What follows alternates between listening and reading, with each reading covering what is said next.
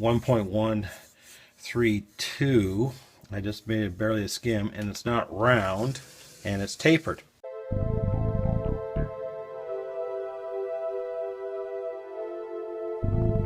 Okay, well, I've got the shiv off the Lance Lathe there, the motor pulley, motor shiv, and the Logan here. The bore is a little over 1 1/8, I think, normally. 1.132.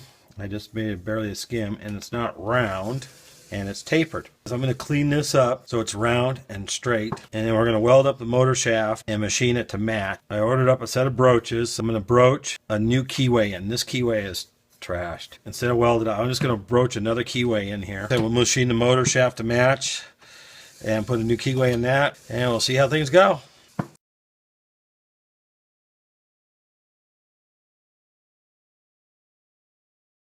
Okay, down here, my last cut. I just got a couple one little spot here still to get rid of. I'm like probably 95% contact, but I want it all cleaned up. And I still have room, as long as I keep it under 1.181, I'll be happy. And right now I'm at 1.157, so a couple more thousandths, and it'll be good.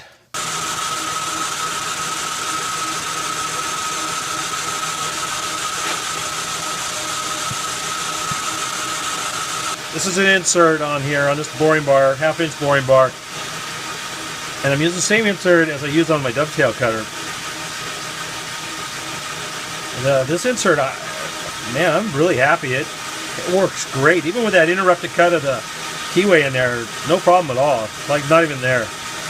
It's a TPGB 321, I think it is 321 insert. I've mentioned that in the other videos, and yeah, I've written it down and posted it on the other videos. Look at our look. See what was right in here is the hollow spot, and it's all gone all the way across now. Keyway looks better. Still don't want to use it though. It looks like shit. One side's good, but the other side, of course, is broken out. I'll try to get a better shot at that.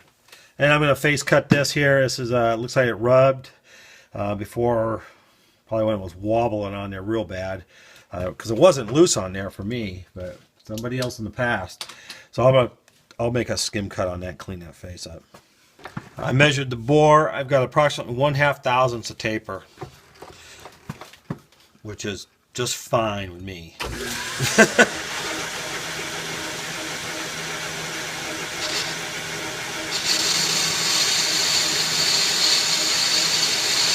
I'm just hand feeding this across there, just to take off a little bit, clean it up.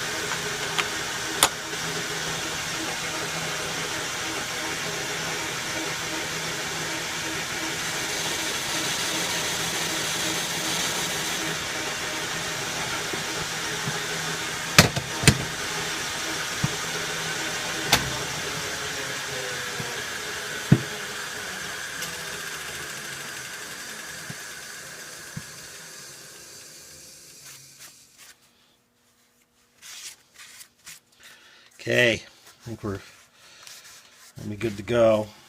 There we go. Came out very nice, very smooth, really.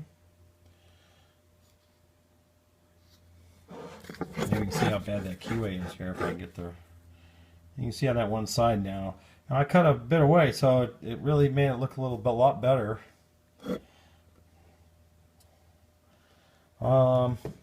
This keyway is like metric, so I am going to make it a 3/8 keyway, and it won't take out much, but that's still quite a bit in there. It looks like shit, so well, I'll still probably just going to cut another keyway. Might as well have it perfect. Another keyway won't hurt this thing at all, having another slot in there. There's a pulley. Step one's done. Okay, I'm broaching out the keyway, the existing keyway. I'm actually just making it larger. It was 8 millimeters, so I'm making it 3/8. That way I don't have to put an extra one in. And I made one pass already, which looks like it's going to work out. And it's going to take out 90% of the beat up edge. So I think it's going to work out. I'm just showing you. I'm using an anchor lube on it. This is kind of nice. This anchor lube, you paint it. I just painted it on there with a brush, and it stays where you put it. So as that broach goes through, it has lube all the way. This takes a while, so I'm just going to show you a little bit, but because using a hydraulic press, you got it, and I hand pump it here. It takes a little while to do all this.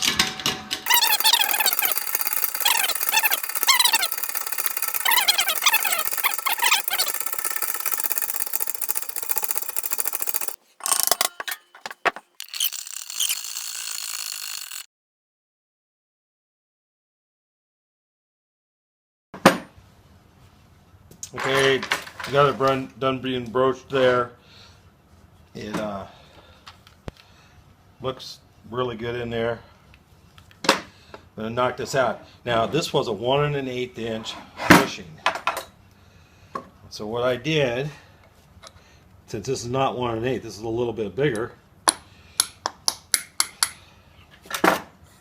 Just made a nice perfect fit by wrapping a piece of shim stock around it. I just wrapped that, made that go right around there, and it made it just a perfect fit to go in there. Now, yes, this might not be exactly the right depth. It might be a little shallow because you're shimming in the back and it's pushing it over to cut the right depth. Well, I have the flexibility when I cut the key on the shaft, I'll make it probably a little bit deeper, or I can fine tune the key even. I'm not too worried about this is 10 thousandths. So, being pushed back 10 thousandths isn't going to make a lick of difference. So, anyway, see if I can show you what it looks like and how almost all of the beat up part is now gone. I'm going to try to hold that so you can see in there, but let's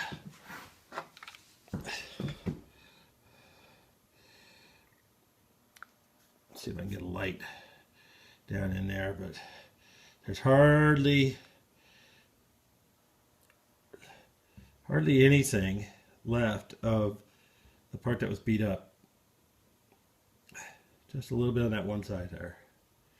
So we're going to call that good. And when I get the rotor back, we'll be taking care of it. This is the broach set I bought, a Dumont Company LLC broach, Minuteman broach. Greenfield, Mass. DuPont.com. Very nice. It came out just great. Bought it on sale. This is Monday morning now. This is the rotor to the motor. This is the free end of the motor. This is the drive end. This is the end that we're working on. This end's fine. When you line this up with the center on this end, it's 1 to 1.5 thousandths out. So here, this is all one size, and the bearing slips here. This is just the dog I have on there. And this surface here is about a half an inch that is machined with this. So this is concentric with this. So on this end, so this is the section here where the sheave, the pulley, will be sitting. this part here, this is where the bearing goes, okay? And this part, so this part here is also machined with that bearing surface. So this is concentric, this 3/8 of an inch on this end with that. So this is the end that was really worn. 20, 30 thousandths worn in the past. When that pulley got loose and really beat the hell out of it, it really got beat up bad.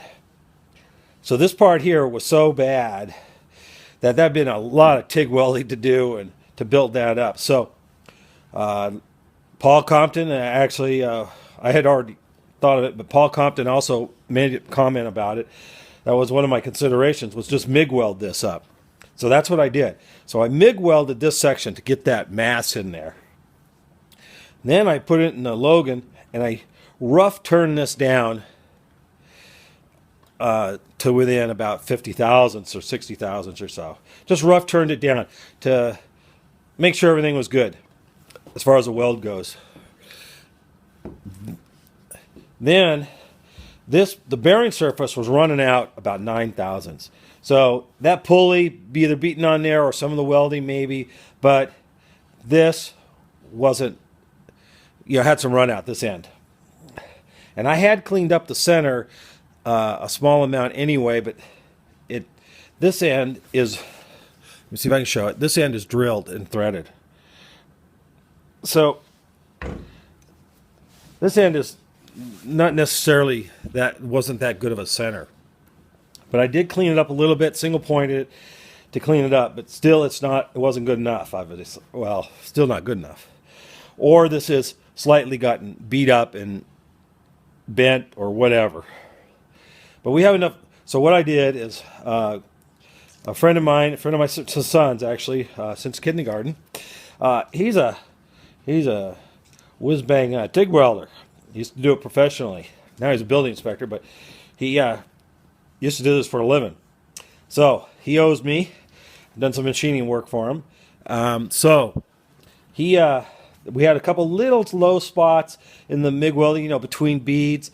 So he just kind of did a little quick fill in those few little spots. Other than that, there's no inclusions or anything in the weld, just a couple little low spots between beads. So he fixed those up, ground those, and TIGged those, and then he did a light pass over the bearing area so we can get this all back being concentric. So what I'm going to do is I'm going to actually put this in the Lance lathe, which is big enough for me to be able to hopefully put it on with a steady rest on this end. I was not able to use the steady rest I have for the Logan. I could not support this shaft. It's kind of a bastard steady rest. It's not a Logan one so anyway, I couldn't support the shaft. So I had to kind of do it different. I had to put this in a chuck and a 4-jaw chuck and get this concentric to even clean that up a little. So I'm going to put this in the Logan, in the Lance lathe, where I'll hopefully be able to support this with the steady rest, even if I have to file some of these little beads down and support it out here. I'm going to get this perfectly set up, hopefully, with these machine surfaces. I'll have a 4-jaw on this end so I can do it over here easily, but on this end I'll use the steady rest. And then I'm just going to hand turn the lathe and cut that center so it's right.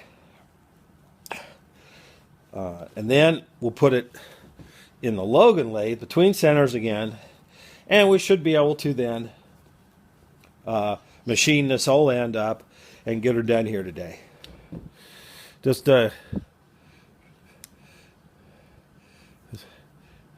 snap. So here's the setup over here at the Lance. A dial indicator on both ends. I'm indicating on that shoulder that's above, that's machined at the same time that the bearing race is machined. Over here I'm actually on the bearing race, but I could also go on the shoulder. It gives me the same reading. So it's taken me 30 minutes to get this lined up. I'm 1/1000 there and 1/1000 here. I've been thinking with it. I think 1/1000 is going to be okay. I've been digging with it, so we're going to call it good right there. Like I said, I'm just going to turn this by hand, like this, and see how that center is, to possibly clean it up a little. Just turning it in here a couple turns, and I can see how I'm only touching on one side here with a skimming cut. So it is off. So I'm going to keep doing this just by hand and get that so that's right on center. You can see where it's cut right there and where it's not. I'm going to hold it steady. There's the cut. So that's about how much it's done. So we'll get it cleaned up. So cut probably took me about 30 minutes, and I also faced it off if I had. So there's the setup here. I'm going to check it, and I'm going to try to show you if I can shade it. There we go. It's less than 1/1000. I am very happy. I also put the dial indicator on the rotor part here, just to check, and I'm within between 1 and 2 along the rotor itself. So this thing should spin like no tomorrow. I got it mounted over here in the Logan lathe. Doggone, this end checks out at less than 1/1000 out. Right here, less than 2. It's about 1.5 actually. So hey, that's wonderful compared to how things were. So between centers here, I have a brazed in carbide tool bit in here. We'll make a pass over this and get things squared up here. Get things turned down a bit. Touch and pass here to get these welds down. See where the high spots are. Okay, so this is where we're at. This is the bearing sits right here. Then there's a spacer thing. So this needs to be 1.181, and we are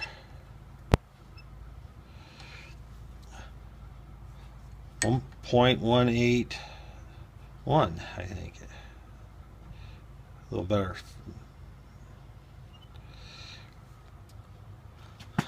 Or about half under. Yeah. I was probably a little too tight there. But.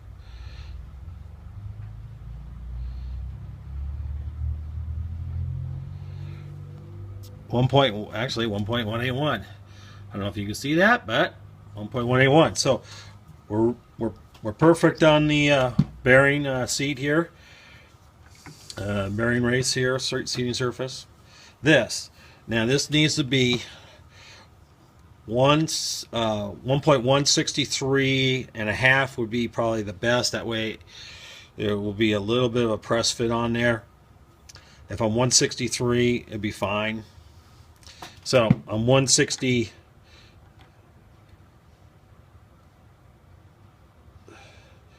I think, here already, right here on the end. I'm 164.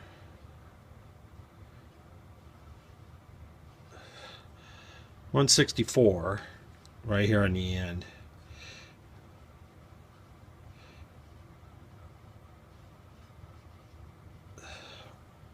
$164.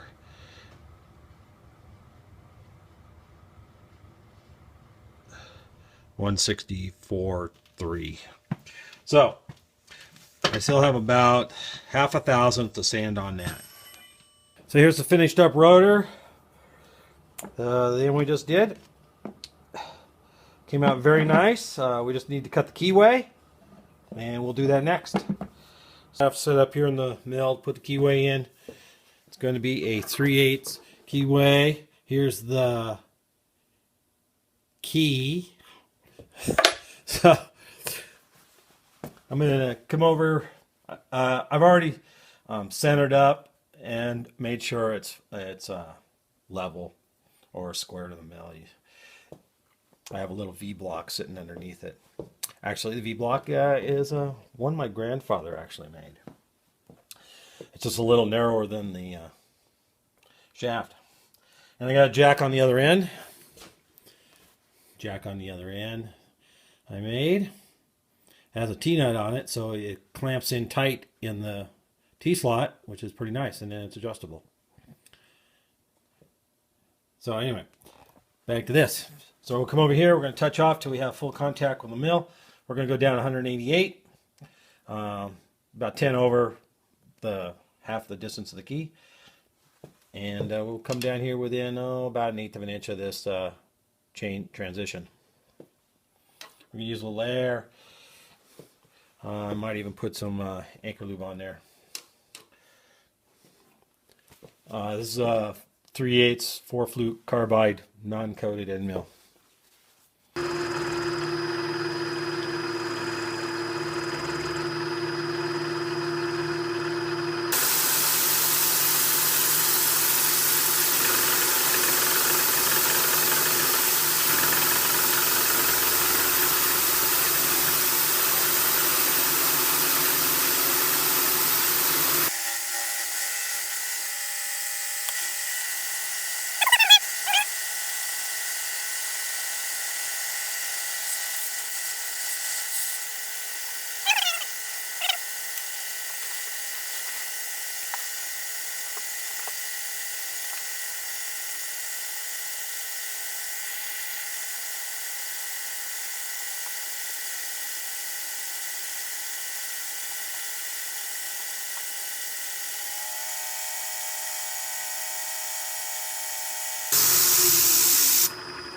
I think we're good. We'll take it out of there and clean her up, deburr. Oh yeah, perfect. We like perfect. Anyway, we'll take it out, deburr it, and we're gonna probably call the motor shaft done. So here's the shaft. Here's the keyway, all done. There's the end of the shaft, all done. As good as new. Just a little bit bigger. Key goes right in. You guys can see that. Nice fit. This has a kind of a fancy stepped washer that goes in the end. Helps hold it on. Evidently didn't hold it on good enough. Pulley repair done. I showed that before, and I added a set screw in here. I had to go through the middle of the groove and in there, a 3/8 set screw for that. So we're going to call the repair part complete. I'm going to get it reassembled. I got some brand new spanking bearings, nice American made. They cost you a pretty penny. Get American made ones, NSKs, and everything else is cleaned up, pretty much ready to assemble. Thanks for watching the repair. I think it's going to just work out just fantastic. So, because electrically there's nothing wrong with the motor. So, I'm very happy with the results, and you'll see it later here. If I get it all together and up and running, I'll add on to this video, because I won't be able to put this up till this evening. So, with all this to do. So, anyway, thanks a lot for watching the repair. It went just right. So, we're happy. Thanks.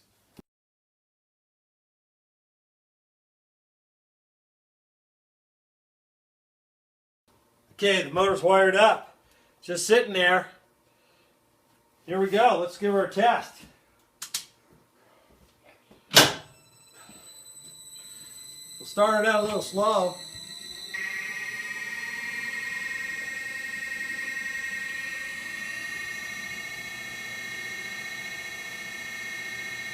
Okay, that's speed number 1, full speed.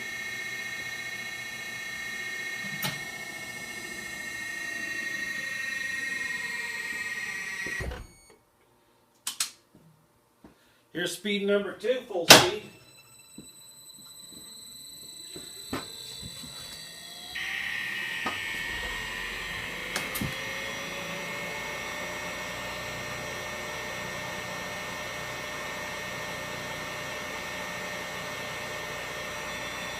Very smooth, very smooth. Looks good. Gonna go in.